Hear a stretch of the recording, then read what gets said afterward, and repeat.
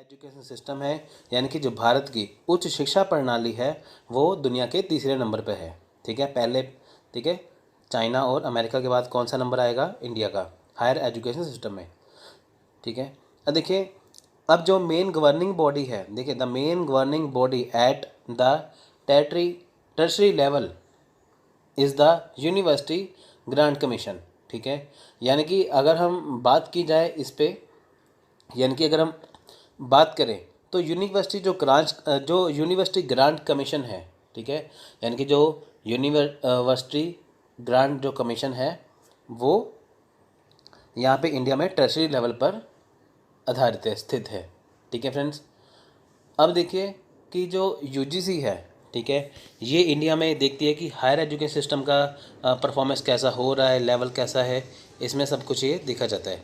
Which enforce is standards advice the government and helps to coordinate between the centre and the state government.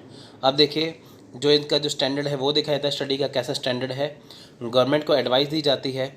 ठीक है, अगर education system में कोई सुधार करना हो, गवर्नमेंट को जो एडवाइस दी जाती है यूजीसी के द्वारा, और उसके साथ जो ये हेल्प जो कोऑर्डिनेट करती है किसके साथ? सेंटर और स्टेट गवर्नमेंट की, जो Indian constitution education in the concurrent list. अब देखिए, मैं आपको यहाँ पे बात बताता हूँ कि जो पहले क्या था, जो एजुकेशन सिस्टम था वो किस में दर्ज था? वो दर्ज था स्टेट गवर्नमेंट के अंदर। ठीक है, जो स्टेट लिस्ट थी उसके अंडर जो दर्ज था। अब जो एजुकेशन सिस्टम है वो इंडियन कॉन्स्टिट्यूशन के कॉन्करेंट लिस्ट के अंदर आ चुका है। कॉन्करेंट लिस्ट का मतलब है जिसके ऊपर केंद्र सरकार यानी कि सेंट्रल गवर्नमेंट और राज्य सरकार यानी कि स्टेट गवर्नमेंट दोनों ही कानून या लॉ बना सकते हैं, वो होता है कॉन्करेंट लिस्ट। अब देखिए, जो एजुकेशन सिस्टम है वो कॉन्करेंट लिस्ट के अंदर आ चुका है। कॉन्करेंट लिस्ट में टोटल कितने सब्जेक्ट हैं? 66। ठीक है फ्रेंड्स, यानी कि अगर हम इसकी बात करें तो जो यूजीसी है यानी कि विश्वविद्यालय अनुदान जो आयोग है वो क्या है? वो एक मुख्य स्तर पर यानी कि एक मेन लेवल के ऊपर काम करता है इंडिया की एजुकेशन पर। ठीक है फ्रेंड्स, अब देखिए, Indian education can be divided into 3 parts. अब जो भारत की जो शिक्षा प्रणाली है, जो इंडियन एजुकेशन है, वो 3 पार्ट्स में डिवाइड है। पहला है प्राइमरी लेवल, दूसरा है सेकेंडरी लेवल, तीसरा है हायर एजुकेशन। ठीक है फ्रेंड्स, प्राइमरी, सेकेंडरी और हायर। अब देखिए, जो national council of education research and training यानी कि जो एनसीईआरटी है, is the apex body of curriculum and related matter to school. अब देखिए, जो अगर हम स्कूली शिक्षा की बात करें, अगर जैसे जो स्कूलों में सिलेबस पढ़ाया जाता है, जो कुछ भी पढ़ाया जाता है, उसका जो सिलेबस है, उसका जो करिकुलम है, वो कौन डिसाइड करता है? वो करता है एनसीईआरटी। ठीक है, एनसीईआरटी की बुक्स आपने पढ़ी होंगी, कोई भी एग्ज़ाम लगा लें, आईएएस का एग्ज़ाम लगा लीजिए, वहाँ पे 6 से लेकर 12 तक की एनसीईआरटी पढ़नी पड़ती है। यानी कि जो एनसीईआरटी है वो स्कूल का जो करिकुलम है वो डिसाइड करती है। अब जो है national university of educational planning and administration यानी कि NUPEA and national council for teacher education यानी कि NCTE are responsible for management of the education system and teacher education. अब देखिए, एनसीईआरटी का क्या काम था? स्कूल का जो करिकुलम है वो डिसाइड करना, उसका रिलेटेड मैटर डिसाइड करना। अब जो NUPEA और NCTE है, ये रिस्पॉन्सिबल है स्कूलों में, जो स्कूल्स में जो एजुकेशन सिस्टम है और जो टीचर एजुकेशन है। ठीक है, इसके लिए ये रिस्पॉन्सिबल है, यानी कि इन दोनों के लिए ये चीज़ें बनाई गई हैं। Higher education includes technical education, professional education, arts and science college, open and distance learning, teacher education college. The main governing body and higher education level is UGC. अब देखिए, आपको एक क्वेश्चन पूछ सकते हैं कि बताइए कि हायर एजुकेशन में क्या क्या चीज़ें आती हैं? वहाँ पे टेक्निकल एजुकेशन भी आएगा, प्रोफेशनल भी आएगा, आर्ट्स साइंस कॉलेज भी आएगा, और ओपन एंड डिस्टेंस लर्निंग भी आएगा, साथ में टीचर एजुकेशन कॉलेज भी आएगा। ये किसके अंडर है? इसकी मेन गवर्निंग बॉडी कौन सी है? इसकी है यूजीसी यानी कि यूनिवर्सिटी ग्रांट कमीशन, जिसकी आप अभी तैयारी कर रहे हो और इसका एग्ज़ाम जो आप देने वाले हो। ठीक है फ्रेंड्स, अब देखिए, history of education India. Friends, यहाँ पे आपको एक करवाऊंगा नहीं। देखिए, मैंने इसके पहले जो लेक्चर बनाया था उसमें मैंने एंशिएंट एजुकेशन, और दूसरे लेक्चर मैंने pre and post Indian education जो है वो मैंने वहाँ पे कवर कर दी थी। तो यहाँ पे आपको मैं थोड़ा सा बता के सीधे ही आके ले जाऊँगा। अगर आपको ये बिल्कुल अच्छे तरीके से करना है, आप मेरे पिछले प्रीवियस जो लेक्चर है वो देख सकते हैं। ठीक है फ्रेंड्स, देखिए यहाँ पे बताया कि एशियन टाइम में क्या क्या था, फिर एशियन टाइम में बताया कि कैसे यहाँ पे होती थी, ठीक है, एजुकेशन। यहाँ पे तक्षशिला है जो पाकिस्तान में है, जो नालंदा है बिहार में है। यहाँ पे ये दो बड़े बड़े इंस्टीट्यूशन थे जहाँ पे बौद्ध धर्म की शिक्षा दी जाती थी, ठीक है। तो अब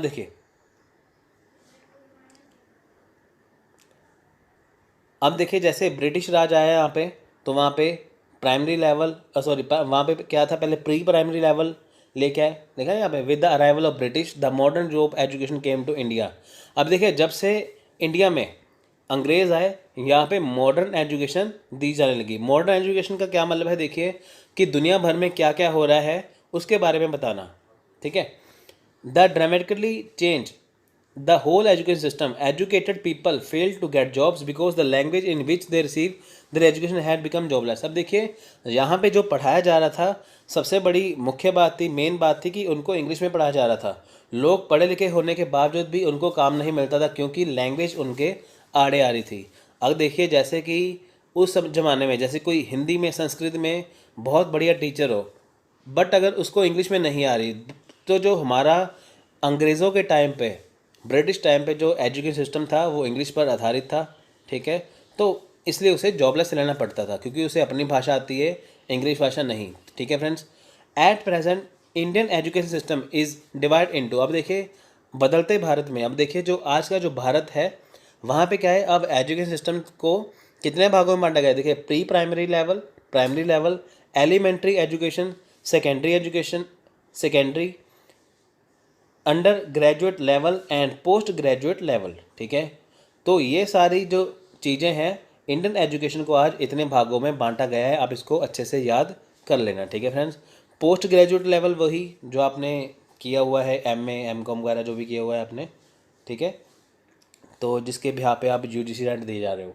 देखिए, after independence of India in 1947 India's first education minister मौलाना आज़ाद, ठीक है, भारत के पहले शिक्षा मंत्री कौन थे, मौलाना आज़ाद, ठीक है फ्रेंड्स। अब देखिए, मैं आपसे एक सवाल पूछता हूँ कि भारत के, यानी कि इंडिया के एट प्रेजेंट टाइम, यानी कि अभी 2019 के कौन से शिक्षा मंत्री नए बने, यानी कि कौन से एजुकेशन मिनिस्टर जो हैं वो न्यू बन चुके हैं, आप मेरे को कमेंट बॉक्स में लिख के बताइए, ठीक है। इनविगेट strong central control over education throughout the country with a 64 uniform education system. देखिए, यहाँ पे अगर हम बात करें भारत के शिक्षा इतिहास की, तो देखिए जब से जो मौलाना जो आज़ाद बने थे भारत के शिक्षा मंत्री, ठीक है, तो उन्होंने क्या किया था। देखिए, मौलाना आज़ाद ने जो 64, यानी कि जो 64 यूनिफॉर्म एजुकेशन सिस्टम है, यानी कि जो समान शैक्षिक प्रणाली है, उसको क्या है, उसको पूरे देश में लागू करना। यानी कि इनके द्वारा कहा गया था कि एक ऐसी शिक्षा प्रणाली के एजुकेशन सिस्टम एक ऐसा लेके आया जाए जिसे पूरे भारत में, पूरे इंडिया में एक समान तौर पे लागू किया जाए। अब आप देखिए कि अगर आप CBSE बोर्ड के ज़रिए जाते हो, तो CBSE बोर्ड क्या है, पूरे भारत पे लागू हो रहा है। NCERT जो है वो आपको पूरे भारत में, पूरे इंडिया में पढ़ाई करवाई जा रही है, ठीक है। आप अपनी रीजनल लैंग्वेज में भी पढ़ सकते हो, जैसे आप कहीं जैसे आपका रीजनल लैंग्वेज है, पंजाबी है, हिंदी है, तमिल, तेलुगु जो भी है, वहाँ पे भी पढ़ सकते हो। तो भारत की जो खुद जो एजुकेशन सिस्टम है वो एक ही है। CBSE बोर्ड पूरे इंडिया में लागू होगा, ठीक है फ्रेंड्स। अब देखिए, जैसे UGC का भाई आप नेट का एग्ज़ाम देने जा रहे हो, ये पूरे भारत में, पूरे इंडिया में एग्ज़ाम होगा, ठीक है। तो किसकी वजह से है, ये है एक यूनिफॉर्म एजुकेशनल सिस्टम की वजह से, ठीक है। जिसे कौन लेके आए थे, फर्स्ट एजुकेशन मिनिस्टर मौलाना आज़ाद, ठीक है, इन्हें अबुल कलाम आज़ाद भी कहा जाता है। अब देखिए, the government have also have powers to make national policies for educational development and could regulate select aspects of education throughout India. अब देखिए, यहाँ पे क्या है कि सरकार ने एजुकेशन सिस्टम, यानी कि शिक्षा के विकास के लिए बहुत सारी जो राष्ट्रीय नीतियाँ जो अपनाने की शक्तियाँ अपने पास रखी हुई हैं। यानी कि अगर भारत की सरकार जो, अगर इंडियन गवर्नमेंट चाहे तो शिक्षा के ऊपर, यानी कि एजुकेशन सिस्टम के ऊपर क्या है, बहुत सारे राष्ट्रीय स्तर पर, नेशनल लेवल पर नीतियाँ या पॉलिसीज़ बना सकती है, ठीक है फ्रेंड्स। जैसे UGC के नेट का सिलेबस चेंज हो गया, पूरे भारत पर लागू हो गया ना, पूरे भारत के बच्चों को, यानी कि पूरे इंडिया के बच्चों को क्या है, उसी को फॉलो करना पड़ा, ठीक है, आगे भी करना पड़ेगा। The administrative control was effectively initiated in the 1950s when in 1952 the government grouped villages under community development block and authority under national program which could control education in up to 100 villages. अब देखिए यहाँ पे क्या है कि भारत सरकार ने देखिए जब 1952 में यानी कि 1952 में जब 50 का दशक था यानी कि जब 1952 था, ठीक है, उसमें क्या है कि सरकार ने सामुदायिक विकास खंड के तहत गाँवों को राष्ट्रीय कार्यक्रम के तहत अधिकृत किया जो 100 गाँव तक शिक्षा को नियंत्रित कर सकता था। देखिए फ्रेंड्स, अभी जहाँ पे जैसे क्या है हमारे यहाँ पे क्या है पंचायती राज सिस्टम है, पर पंचायती राज सिस्टम स्टार्ट हुआ था 1959 से, ठीक है। पर उससे पहले क्या था, उससे पहले था CDB यानी कि कम्युनिटी डेवलपमेंट, ठीक है, कम्युनिटी डेवलपमेंट ब्लॉक बनाए गए थे। उसके तहत 100 गांव यानी कि 100 विलेज रखे गए थे जहां पे शिक्षा का प्रसार यानी कि जहां पे एजुकेशन को पहुंचाया गया था। The government of India formulated the national policy on education यानी कि NPE in 1968 and in 1986 and also reinforced the program of action POA in 1992। अब देखो गवर्नमेंट ऑफ इंडिया ने क्या है नेशनल जो पॉलिसी ऑफ एजुकेशन लेके आए थे NPE, फिर बाद में फिर 1986 में लेके आए थे, ठीक है, इसी के द्वारा फिर से लेके आए थे, और उसके बाद प्रोग्राम ऑफ एक्शन लेके आए थे, ठीक है, किसके ऊपर, नेशनल पॉलिसी ऑन एजुकेशन के ऊपर 1992 में। The government initiated several major like launching of DPEP यानी कि district primary education programme and SSA यानी कि Sarva Shiksha Abhiyan, India initiative for education for all and setting up of Navodaya Vidyalaya and other selective schools in every district, advance in female education, interdisciplinary research and establishment of open universities। अब देखिए यहाँ पे क्या है NPA के तहत क्या है, यहाँ पे देखिए कि सरकार ने क्या है यहाँ पे दो चीज़ें स्टार्ट की हैं। क्या स्टार्ट की, DPE यानी कि डिस्ट्रिक्ट प्राइमरी एजुकेशन प्रोग्राम, यानी कि हर एक ज़िले में हर एक डिस्ट्रिक्ट में क्या है, हर एक डिस्ट्रिक्ट में यानी कि भारत का जितना भी जो स्टेट्स है वहाँ पे क्या है कि जितने भी ज़िले हैं वहाँ पे क्या है एजुकेशन सिस्टम को लेके आना यानी कि प्राइमरी एजुकेशन को लेके आना। फिर है सर्व शिक्षा अभियान। सर्व शिक्षा अभियान क्या है कि सभी को पढ़ाना, ठीक है, सर्व शिक्षा अभियान के तहत कि सभी को पढ़ाना लिखाना, ठीक है फ्रेंड्स। अब देखिए क्या है कि हर ज़िले में क्या होना चाहिए, हर ज़िले में क्या है भारत सरकार ने क्या है कि अगर हमें डिस्ट्रिक्ट प्रोग्राम एजुकेशन और सर्व शिक्षा अभियान को चलाना है, अच्छे से चलाना है, तो क्या होना चाहिए, हर जो ज़िला है हर ज़िले में नवोदय विद्यालय होना चाहिए, ठीक है। इसके तहत क्या है, इसके तहत उन चुनिंदा स्कूलों की स्थापना करना जिसमें क्या है, ठीक है, कुछ नवोदय विद्यालय बनाना, साथ ही साथ कुछ ऐसे स्कूलों का निर्माण करना, स्कूलों को बनाना, ठीक है, जिसमें क्या है कि महिला शिक्षा यानी कि फीमेल एजुकेशन में प्रगति हो, ठीक है, महिला शिक्षा हो। उसके साथ इंटरडिसिप्लिनरी यानी कि अनुशासनात्मक अनुसंधान और ओपन यूनिवर्सिटी बनाना, यानी कि यहाँ पे किसको पहल दी गई है, फीमेल एजुकेशन को, इंटरडिसिप्लिनरी रिसर्च को और ओपन यूनिवर्सिटी को, ठीक है फ्रेंड्स। तो इसके तहत क्या है ये चीज़ें बनाना, ठीक है। तो अब देखते हैं इसका क्वेश्चन, देखिए education as subject of legislation figure in the, यानी कि एजुकेशन जो है वो किस में आधारित है, किस में दर्ज है, सी कॉन्करेंट लिस्ट में, ठीक है फ्रेंड्स। तो ये थी इसकी छोटी सी इन्फॉर्मेशन। तो अब हम बात करेंगे UGC यानी कि यूनिवर्सिटी ग्रांट कमीशन की, ठीक है। देखिए द UGC एक्ट 1956। अब ये UGC एक्ट 1956 क्या है, the UGC is a statutory organization established under an act of parliament in 1956 for the coordination, determination and maintenance of the standard of university education। देखिए university act UGC act है 1956, ठीक है। ये क्या है, ये पहली बात तो स्टैच्यूटरी ऑर्गेनाइजेशन एस्टैब्लिश है, यानी कि ये स्टैच्यूटरी बॉडी है। देखिए जब संविधान लागू किया गया था तो उसके अंदर UGC को अंदर दर्ज किया गया था, ठीक है, यानी कि संविधान के अकॉर्डिंग है। इसके तहत क्या है कि जो UGC है वो जो यूनिवर्सिटी की जो एजुकेशन है उसके स्टैंडर्ड को मेंटेन करके रखेगी, साथ में उसमें सहयोग करती रहेगी, यानी कि भारत में जितनी भी यूनिवर्सिटी होंगी वो किसके अंडर होगी, UGC के अंडर होगी, ठीक है। इसके मेंटेनेंस कौन रखेगा, वो UGC रखेगा। द यूनिवर्सिटी ग्रांट कमीशन यानी कि UGC was form in 1945 to observe the work of the 3 central university Aligarh, Banaras and Delhi. देखिए यूजीसी बनाने का मतलब क्या था, पहली बार यूजीसी क्यों बनाई गई थी कि जो हमारी जो 3 यूनिवर्सिटी थी, जो सेंट्रल यूनिवर्सिटी थी, अलीगढ़, बनारस और दिल्ली यूनिवर्सिटी, ठीक है, इनका वर्क देखने के लिए, इनका काम देने के लिए पहली बार जो है यूजीसी 1945 में बनाई गई थी। ठीक है, इन तीनों का देखरेख के लिए, इन तीनों का देखरेख के लिए क्या है, यूजीसी बनाई गई थी। It is responsible was extended in 1947 to cover all Indian universities. अब देखिए इसकी जब 1947 आया तब इसकी जो है रिस्पॉन्सिबिलिटी जो है वो बढ़ा दी गई, यानी कि पहली बार इसको बनाया गया 3 यूनिवर्सिटी जो है अलीगढ़, बनारस और दिल्ली, इसकी जो देखरेख के लिए। बाद में क्या है कि जितनी भी ओवरऑल इंडिया में यूनिवर्सिटीज़ हैं, इंडियन यूनिवर्सिटी हैं, ठीक है, उसकी देखरेख के लिए इसको काम दे दिया गया। Recommendation was the University Education Commission of 1948-1949, which was set up under the chairmanship of S. Radhakrishnan to report on Indian education, university education and suggest improvement and extension।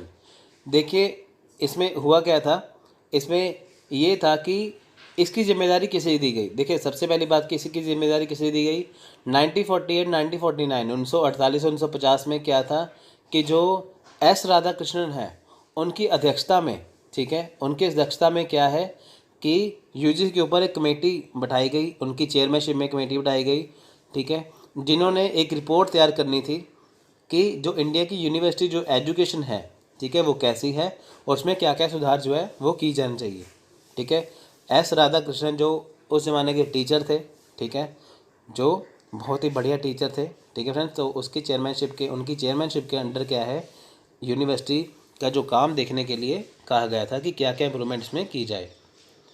In 1952 the government decide to that all grants to university and higher learning institution should be handled by UGC.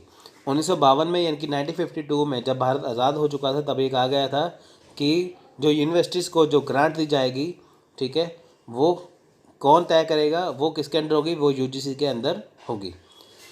Subsequently, an inauguration was held on 28 December 1953 by Maulana Azad, the first minister of education. अब देखिए 28 दिसंबर 1953 यानी कि 1953 को क्या था, जो मौलाना जो अबुल कलाम आज़ाद थे, जो भारत के पहले शिक्षा मंत्री थे, ठीक है, इन्होंने शिक्षा मंत्री, इन्होंने इसका उद्घाटन किया, ठीक है, यूजीसी का। जब इसको सारे देश की यूनिवर्सिटी का काम सौंप दिया गया तो मौलाना अबुल कलाम आज़ाद था, जो आज़ाद थे, उन्होंने इसका जो है वो उद्घाटन किया।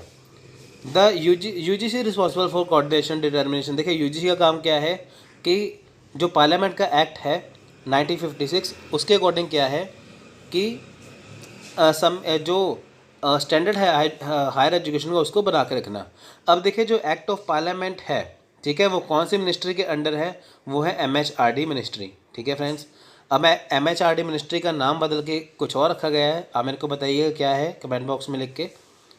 Its headquarter in new Delhi and 6 regional centre in Pune, Bhopal, Kolkata, Hyderabad, Guwahati and Bangalore. ठीक है, तो देखिए इसका हेडक्वार्टर मेन तो दिल्ली में ही है, तो बाकी इस जगह पे इसके जो है वो रीजनल सेंटर बनाए गए हैं। अब जानते हैं फीचर ऑफ यूजीसी क्या है। देखिए फ्रेंड्स, आपको मैं वैसे ही बताता हूँ, पढ़ने की जरूरत तो ऐसे है नहीं इतनी, ठीक है।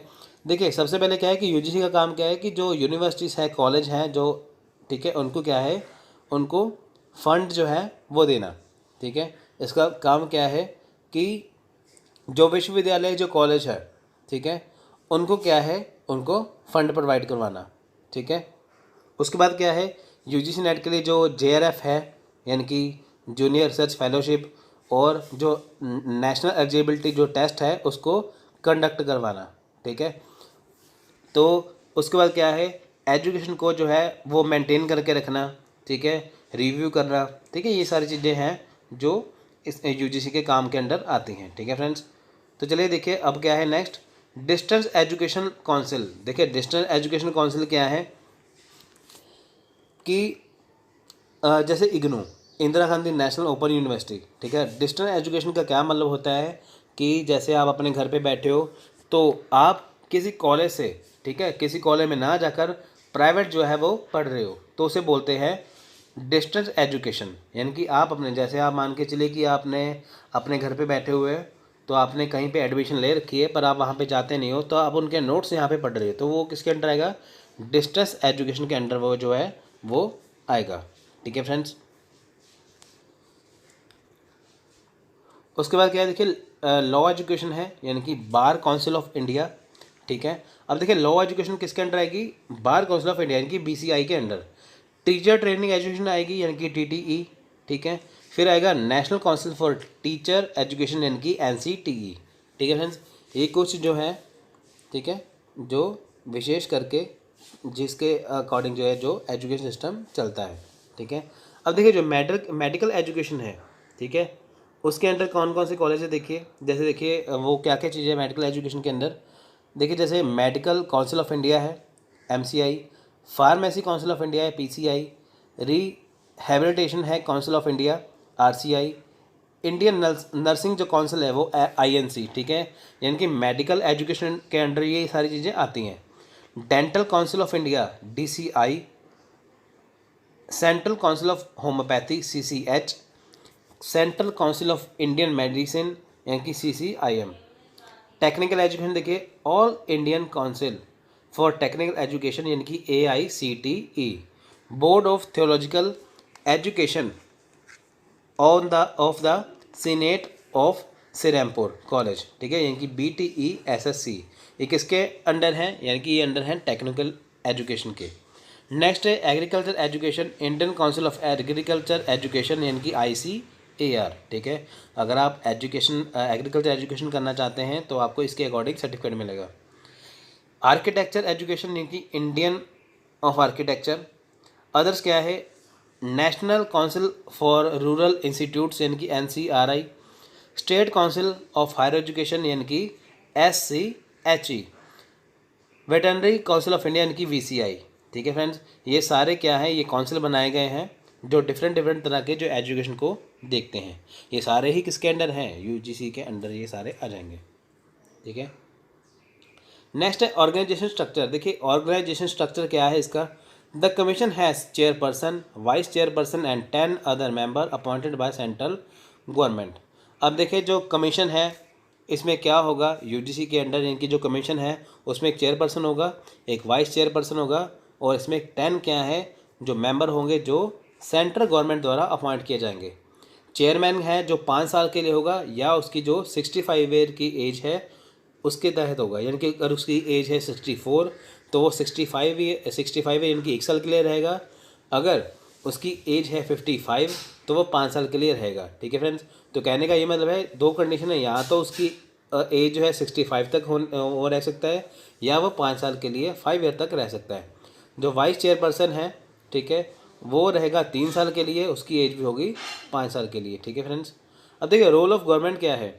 सेंट्रल गवर्नमेंट और स्टेट गवर्नमेंट दोनों का क्या रोल है? Central government is responsible for major policy relating to higher education in the country and provides grant to UGC central university in the country. अब देखिए सेंट्रल यूनिवर्सिटी का यहाँ पे काम क्या है?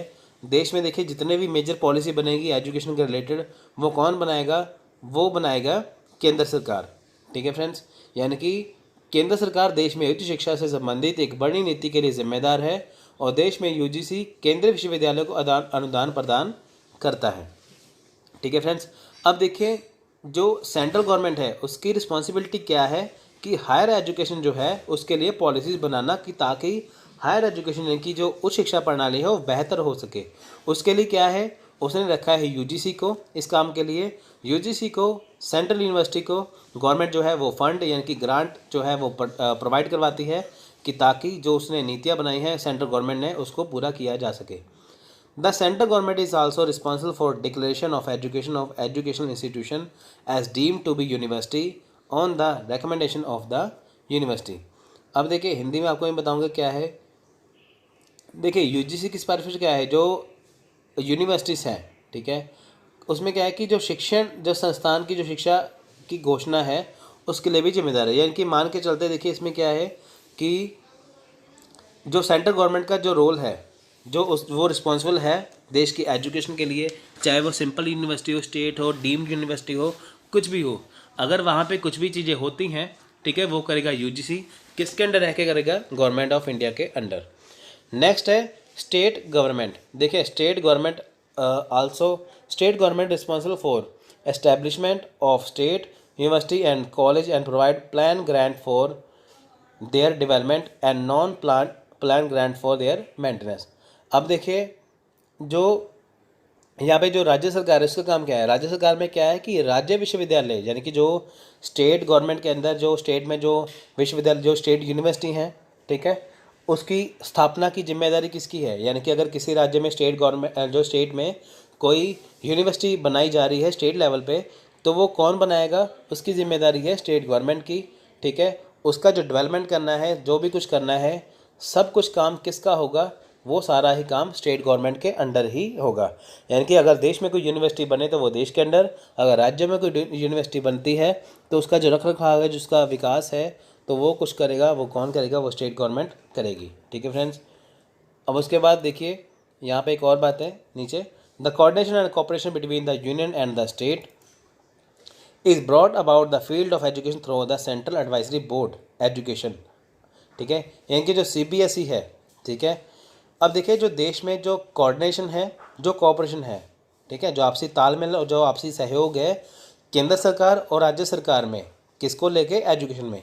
यानी कि जो स्टेट गवर्नमेंट और जो सेंट्रल गवर्नमेंट यानी कि जो केंद्र सरकार और राज्य सरकार के बीच में जो सहयोग बना हुआ है, जो आपसी तालमेल बना हुआ है एजुकेशन के लेके, ठीक है, तो ये किस बोर्ड के तहत है? ये है CBSE बोर्ड के तहत, ठीक है फ्रेंड्स। तो देखिए एक क्वेश्चन कर लेते हैं, which one of the following statement is not correct about the university grant commission, यानी कि कौन सी स्टेटमेंट जो है UGC के रिगार्डिंग जो है वो सही नहीं है, ठीक है। अब देखिए इसके 4 ऑप्शन है, आप पढ़िए, ठीक है। देखिए 4 ऑप्शन आपको दिए गए यहाँ पे, तो इसका राइट आंसर है option number D, it's the fund from the state university respect of state university. अब देखिए ये स्टेट यूनिवर्सिटी से फंड लेता है, ये बात गलत है। ये कहाँ से लेगा? ये लेता है सेंट्रल यूनिवर्सिटी से फंड, ठीक है फ्रेंड्स। अब नेक्स्ट क्वेश्चन देखिए, नेक्स्ट क्वेश्चन है, which of the following institution are empowered to confer or grant degree under the UGC act 1956, ठीक है। तो आप ये क्वेश्चन देखिए, आपको इसके ऑप्शन नीचे दे रखा है, यानी कि देखिए क्वेश्चन क्या है, UGC अधिनियम 1956 के तहत निम्नलिखित में से कौन सी संस्था को डिग्री प्रदान करने या अनुदान देने का अधिकार है, ठीक है। यानी कि जो UGC एक्ट है 1956, उसके तहत क्या है कि वो कौन सा इंस्टीट्यूशन है, कौन सी संस्था है जो डिग्रीज दे सकती हैं, ठीक है। आप इसको पढ़िए, आप इसका आंसर देखिए क्या है। तो इसका राइट आंसर है ऑप्शन नंबर सी, ठीक है, 1, 2, 4, ठीक है फ्रेंड्स। अब देखिए नेक्स्ट क्वेश्चन करते हैं,